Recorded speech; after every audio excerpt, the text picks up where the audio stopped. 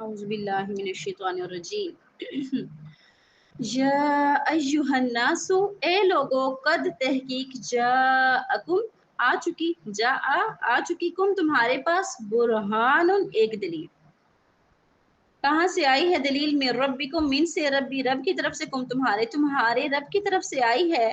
وانزل، اور نازل کیا نا ہم نے، الی طرف کم تمہارے، نورن ایک روشنی، یعنی قرآن، مبینن واضح، یہ قرآن روشنی ہے، یہ قرآن دلیل ہے، ایسی روشنی کہ جس کے ذریعے آپ بآسانی اس دنیا میں موو کر سکتے ہیں۔ اگر آپ کے پاس، آپ نے کسی اندھیری جگہ سے گزرنا ہو اور آپ کے پاس کوئی روشنی نہ ہو تو آپ راستے کا تعین نہیں کر سکتے۔ تو اللہ نے اس دنیا کے اندھیروں میں، اس دنیا کے اندھیروں کو فیس کرنے کے لیے، اس دنیا کے اندھیروں سے گزرنے کے لیے اللہ نے ہمیں کون سی لائٹ عطا کی؟ قرآن کی۔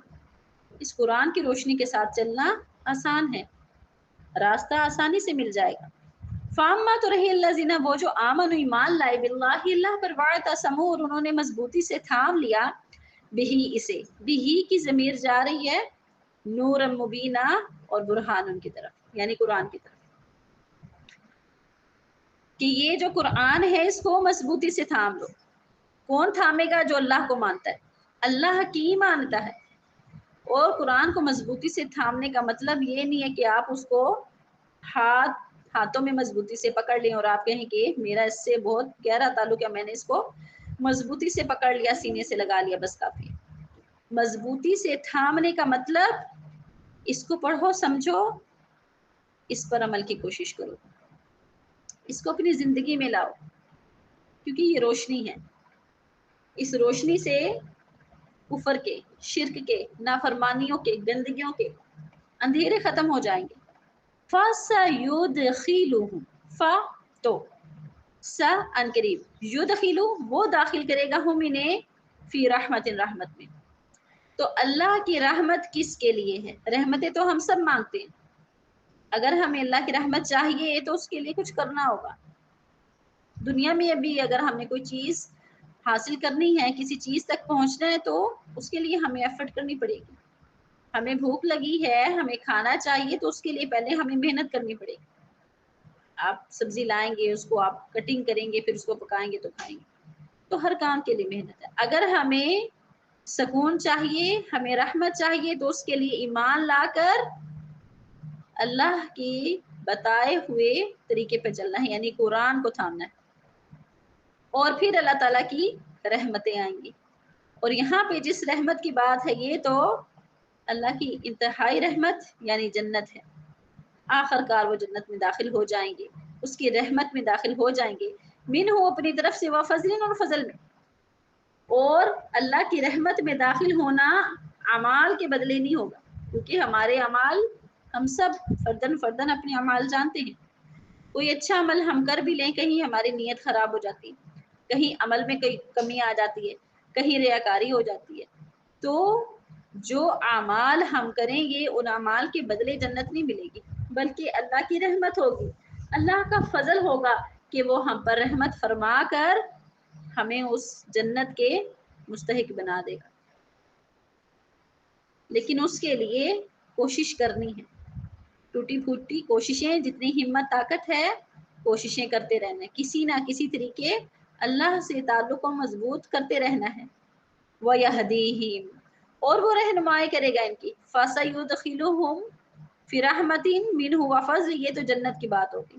دنیا میں کیا ملے گا؟ وَيَهْدِيهِمْ، خدا سے ہے، وہ رہنمائی کرے گا ان کی۔ رہنمائی کیا ہے؟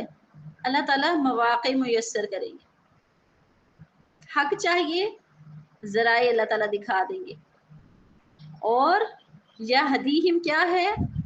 اللہ کی طرف بڑھنے والے راستے، جنت کی طرف جانے والے راستے اللہ آسان فرما دیں گے، مشکلیں ختم ہو جائیں گی، اللہ کی مدد ہوگی۔ پھر اللہ کے کلام کو پڑھنا، سمجھنا، عمل کرنا، ایسے رستوں پہ چلنا، یا نیکی پر عمل کرنا، نیکیاں کرنا، یہ چیزیں انسان کو مشکل نہیں لگیں گی۔ الیہ، اپنی طرف، صراطاً، راستے کے، مستقیمہ، سیدھے، مستقیمہ قوما سے، यस्तफ्तूनका, जैसे पीछे हमने पढ़ा ना यसअलूनका, सवाल करते हैं आपसे, इसी तरह ये लफ्ज है यस्तफ्तूनका, फतवा से है। फतवा के क्या मायने होते हैं? पूछना। वो फतवा मांगते हैं आप सल्लल्लाहु अलैहि वसल्लम से, या वो पूछते हैं आपसे, कुल कह दीजिए अल्लाहु वल्ला युफ्तीकुम, वो फतवा देता है तुम्हें।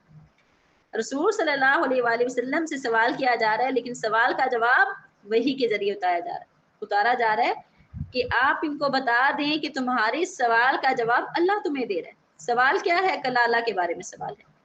पीछे 5 पारे में जहाँ पे हमने विरासत के अहकामात पढ़े थे, वहाँ पे हमने पढ़ा था कलाला के बारे में कि कलाला जो है वो शख्स है या वो मैयत है, वो मरने वाला है जिसका ना बाप होता है और ना ही बेटा होता है, वारिस नहीं होता, भाई बहन हो सकते हैं, तो वो कलाला है। अल्लाह तुम्हें फतवा देते हैं कलाला के बारे में, इन अगर उम्र उन कोई मर्द हलाका हलाक हो जाए, फोत हो जाए, लैसा ना हो लहू उसके लिए वलद उन कोई औलाद, बेटा ना हो उसका, वला हो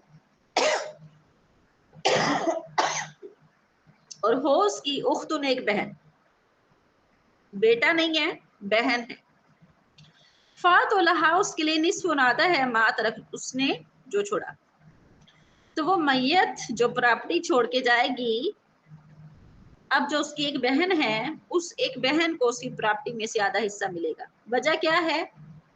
वजह ये है कि वालिद नहीं है और बेटा भी नहीं। वाह हुआ और वो खुद यारिसु वारिस होगा, हा इसका, तो उस बहन का वो वारिस होगा। इन अगर लम ना यकुन हो लहा उस बहन की वलदुन कोई औलाद, अगर बहन की औलाद ना हो तो फिर वो उसका वारिस होगा। फाइन फिर अगर कानता तस्निया है, दो की बात है, हो वो दोनों इस नतईनी दो बहन, यानी पहले एक बहन की बात हुई, अगर दो बहनें हों, फाला हुमा तो उन दोनों के लिए असुलुसानी तो 2/3 होगा, 2/3।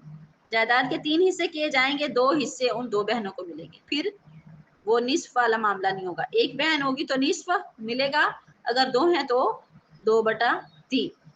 मिम्मा उसमें से जो तारा का उसने छोड़ा, यानी उस मैयत ने जो कलाला है उनका भाई है, वालिद भी नहीं है और उसका बेटा भी नहीं है, तो वो जो प्रॉपर्टी छोड़ेगा उसमें से 2/3 उन दो बहनों को मिलेगा।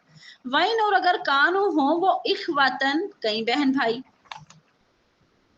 अगर पहले एक बहन की बात हुई, फिर 2 बहनों की बात हुई, और तीसरे स्टेप में बात हो रही है अगर ज्यादा बहन भाई, 6 बहन भाई हैं, 7 बहन भाई हैं, इससे ज्यादा है, जितने भी हैं, रिजालन मर्द भी हैं, व निसान और औरतें भी, कलाला के बहन भाई हैं, ठीक है, 2 बहनों से जायद। फली जाकरी तो मर्द के लिए मिस्लु मानिद हजी हिस्सा अल उनसायैन, 2 औरतों के बराबर।